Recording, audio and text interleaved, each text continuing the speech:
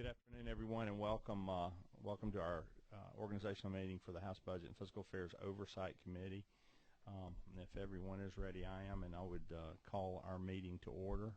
And what we're going to do this afternoon is going to be very brief, but I'd first like to welcome everybody, the new members of the committee, and especially the new members of the House this year. Tell you real briefly, a couple of things you should have had handed out to you.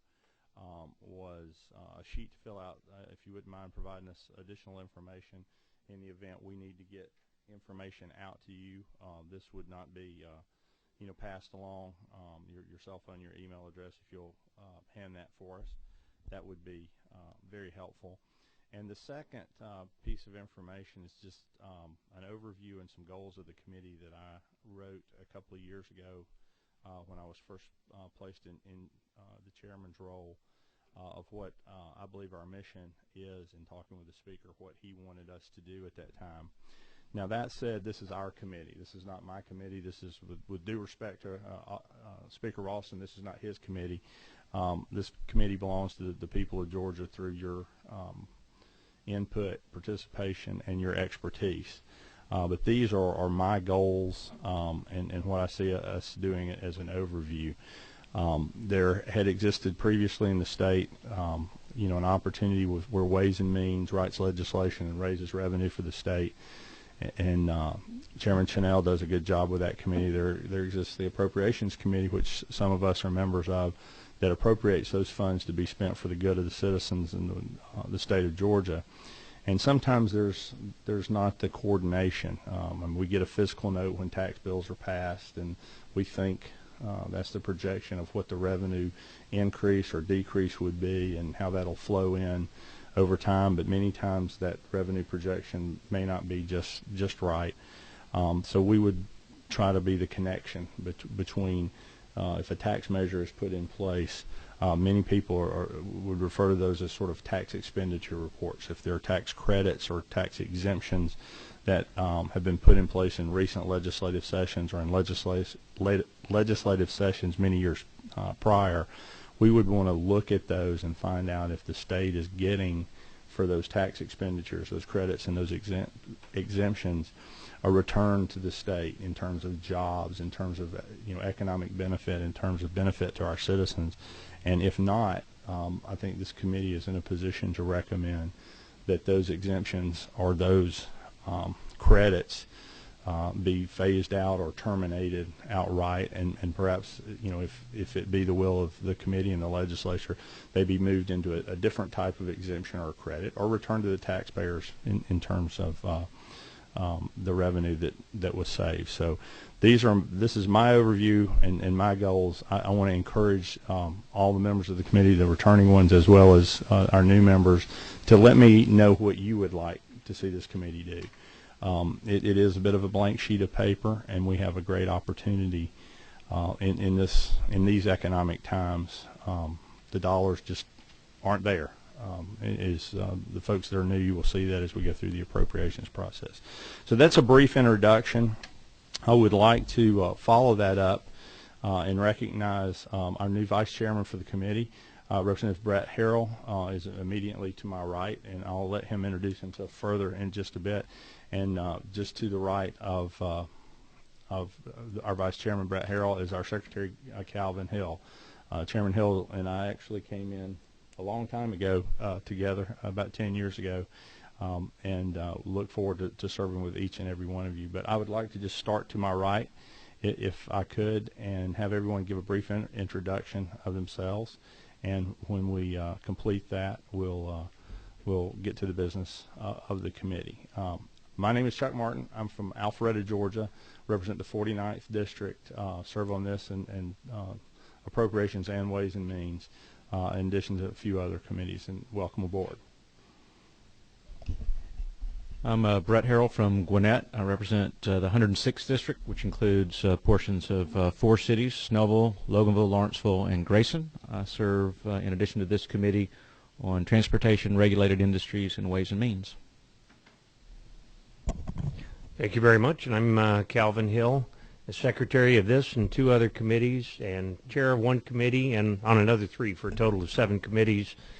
And I represent the 27th district, which is Cherokee, a little bit of Forsyth and Fulton, so I'm also in 3 delegations and 3 congressional districts. So it's going to be a busy year, this one, and I appreciate the opportunity to work with y'all.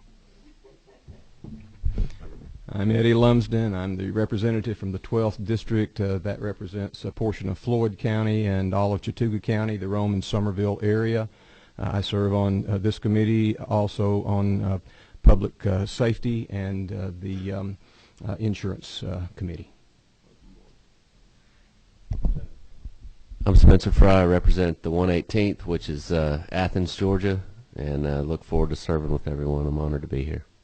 For those of y'all who don't know, today was Georgia Tech, so Spencer broke out in a bit. The representative broke out a bit of a rash earlier today when Buzz came into the floor of the House. But past that, we're having a good day.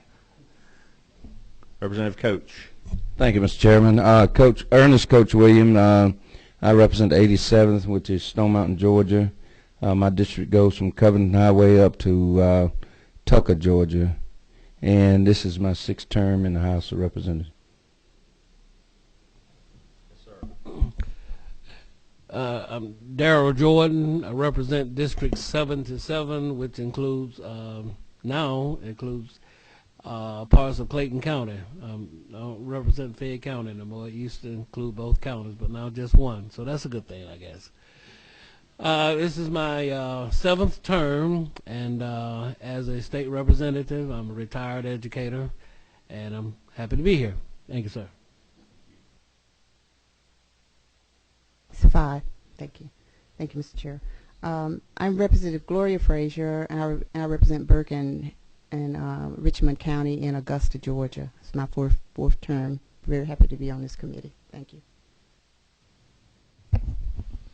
Good afternoon. I'm Mike Chokus. This is my 5th term. I serve on insurance, higher ed, appropriations, about a half a dozen other committees I don't know, I'm not sure of, but I enjoy this committee. I enjoy working with Chuck, and I've had the good fortune of him coming and visiting me in Americus, Georgia. That's where I'm from, Southwest Georgia. Thank you. Good afternoon, Chairman. My name is LaDawn Blackett Jones. I represent the 62nd District, which includes South Fulton County, College Park, East Point, and Douglas County. I'm very happy to be here. I also sit on the Judiciary Civil Committee as well as the State Institutions and Properties Committee.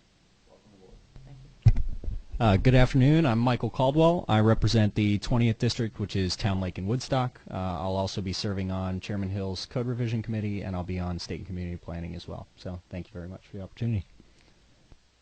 Thanks to everyone, and again, my welcome. And now, if I may, I'm going to get to the important people on our committee. I want to introduce, and then I'll let her introduce herself if she would like, but Ms. Janet Hollis, who works with me up in 417. That will be our committee executive assistant this year. Janet, did you want to add anything, or you just? No, I'm just okay. And Miss Marjorie Coggins, there you are, who I always going to get, y'all change the name of that group every time, the House Budget and Research Office. She's a senior analyst with House Budget and Research. She has delved many years. Are you still doing health as well? So she has been in that involved in the health side, which is a large portion of our budget. So she will be a great asset to us. And again, recognizing on Georgia Tech Day, Miss Alyssa Nording is with us. She is our intern, our committee intern, and she's been very happy today because she had all of her friends from Georgia Tech and Buzz over earlier in the day. I would like it at this point for the committee to take a look at the rules, and we retyped those in this year, and we missed a T in section 4. It should read on line 3, do pass or do not pass, not do no pass. But if the committee would make note of that change, and if the committee would look over those rules for a few minutes, I'm going to give anyone in the audience an opportunity to introduce themselves to the committee. If you're here for organization day, you might have interest in what we're going to do, or you might even have some ideas of things that you would like to see this committee do. So you're welcome to come forward or just stand up in place and tell us who you are. Don't feel obligated to do this. Anyone wish to identify, or you guys wish to remain anonymous in the back until further notice? I'm here to represent a broker who couldn't make it today, so just sitting in and obviously Absolutely. And your name is? Joel. Joel, welcome. Thank you for letting us know. Anyone else? Don't feel obligated, but we have a lot of. There you go. Very good. Thank you. Yes, certainly. If anybody has folks that work with them here, we'd like please recognize your folks. Welcome aboard. Certainly. Okay, Cameron. Cameron Bash. I'm with the law firm of Paul Booth Smith, and I'm just here to say my respect. Duly noted. Thank you, Calvin.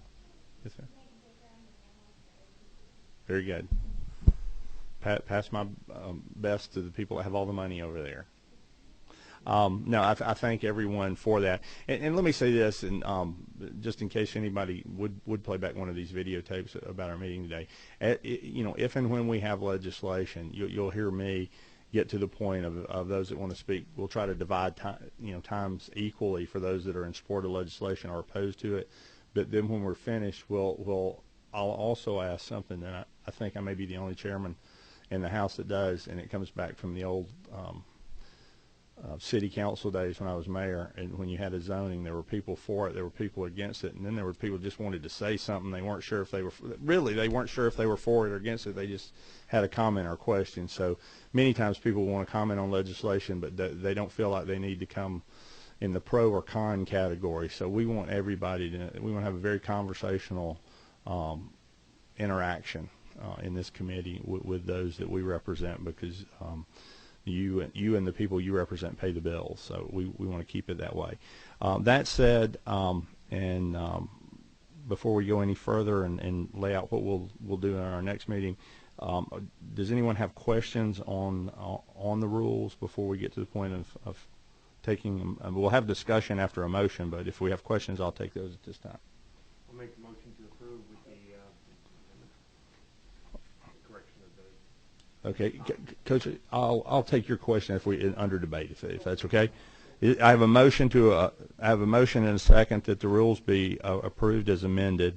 So we'll move now into discussion. Coach Williams, you have a question? Yes, Mr. Chairman. On item 6, it says the chairperson shall be a member of all subcommittees. Then I look at item 9. So therefore, the chairman, if there's a tie, the chairman can break the tie. That's understood? In the subject, In event yes, sir. of there's a tie. Yes, sir. Okay, thank you. Any other questions? Let me, if the chair can take some prerogative and expound on these a bit. You will note in most committee rules, and number 4 says the chair shall have establish the meeting agenda. I'm going to be real clear about that. I am not going to be the type of chairman that's going to shut down the progression of legislation on my own motion. I will try to work with the timing and scheduling legislation so that we schedule at a time when we have the most members here. But if someone has a real urge to have a piece of legislation, whether it be yours or a colleague in your delegation, and we have it before and they've asked for a hearing and they don't understand, I want to say this publicly and for the record, for it to be recorded, come to me and talk about it. I'm not going to be the kind of chairman that just because I might not prefer a piece of legislation, it does not get a hearing in this committee. I think that's really important with the all we're hearing about open government and ethics and so forth. I think that the biggest problem that we have there is when one individual can stop a piece of legislation. I represent 180th of the state of Georgia, so I will not put my singular voice over the majority of this committee. So and it will not be held against you for coming to me and ask. I will say that publicly and for the record here. If we have legislation that we need to have a hearing on, we will absolutely do that. I'd intended, honestly, to put that specifically in the rules, but I'll put that on the record for you all here today. It's not my goal to individually stop any legislation. Any other discussion? Any other questions about the rules we have for our committee to operate under? Hearing no discussion, all those in favor of the motion to approve the rules as amended signify by saying aye. Aye. Any opposed, same sign. The House Budget and Fiscal Affairs Oversight Committee rules for 2013-2014 are approved. One other comment I want to make, and I don't want to put it in the rules, but I'm going to ask everybody in the audience, and we'll state it before every meeting. If you would like, if you bring something to this committee and you would like to have us, number one, copy it and get it out for you, please get it to us at least 4 hours before our meeting. If you bring anything that you wish to have handed out to this committee pertaining to a piece of legislation, I'm going to ask that you get it to Ms. Hollis for the chair to review. Again, to be clear, it is not the chair's wish to keep information from getting to the committee, but I have been here long enough in 10 years to see people throw information at committee members, during a debate or 1 minute before a debate that has no basis of fact. So I'm not going to be a filter to not let you say what you wish, but I'm not going to have something handed out unless there's a citing, if you will, or unless you represent it as your opinion. That is if that's fair enough. I think we'll try to do that, and we'll keep the battling of handouts as if and when we get to that point. Is there any other business before the committee? If not, keep your eyes open on the desk. One of the things that we're going to do right away is get portions and links to the Georgia State Tax Expenditure Report out to everyone so that we can look at it. You're going to be surprised that there's 500,000 here, $1 million there, $2 million over here, $10 million over here that are in various programs that probably deserve to be reviewed. So we're going to try to break apart as a committee and do that. So keep your eye out from that. Our normal meeting time will be Wednesday at 2 to 3 o'clock in this room. That is our normal scheduled meeting. Yes, sir. Quick question. You mentioned that the committee will be looking at the preparation of 1, 3, and 5-year integrated financial forecast. Will we have an opportunity to perhaps invite the state economist, Ken, help me speak to us, or someone from his office? Sure. Chairman Chuck, one of the things that I would like to do, and it's great we have someone from OPB back, is I would like to have someone from the Office of Planning and Budget, and I would like to have the state economist in. I would even in times the state auditor in. It's just real important. And one of the things I will bring, and Calloran's here with the Department of Community Health, is we have a lot of expenditures that we're liable for in the state in the future that are underfunded at this point. I don't say that to create a panic. Many people don't plan for things they're going to need out in the future today, or they don't allocate money to do that.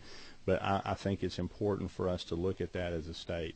In the competition for resources, in my opinion, what has gotten us trouble in Washington, D.C. is people writing checks in 2012 that don't get cashed until 2032, but they know full well they don't have the money for. I think we can be a good barometer for this state and this legislature in identifying.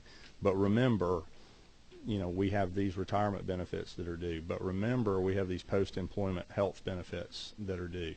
So I think you raise a great point to get people from the Office of Planning and Budget, to get people, the state economist, and the auditor in to connect all those dots to make sure that we're as a legislature not today making promises that can't be kept in the future because somebody has to pay for it. Yes, sir, please. One thing. Well, in light of that, those comments, it seems like we ought to add a fifth goal, and that is protecting the AAA bond rating of our state. That could be. I think perhaps we'd write that goal as we'd identify information to do that and count on our colleagues to help us with legislation along the same. Yes, sir. Thank you. Representative Fraser. You said that we have regular meetings, so we have a regular meeting on every Wednesday? Well, that's our regular meeting time. If we do not have legislation, we will not, or a special presentation, we will not, I know everyone's busy, so we would not meet. That's just, we schedule a standard time. Okay, to meet. just making sure. Yes, ma'am. You would, you'll get a notice. Okay. Yes, ma'am.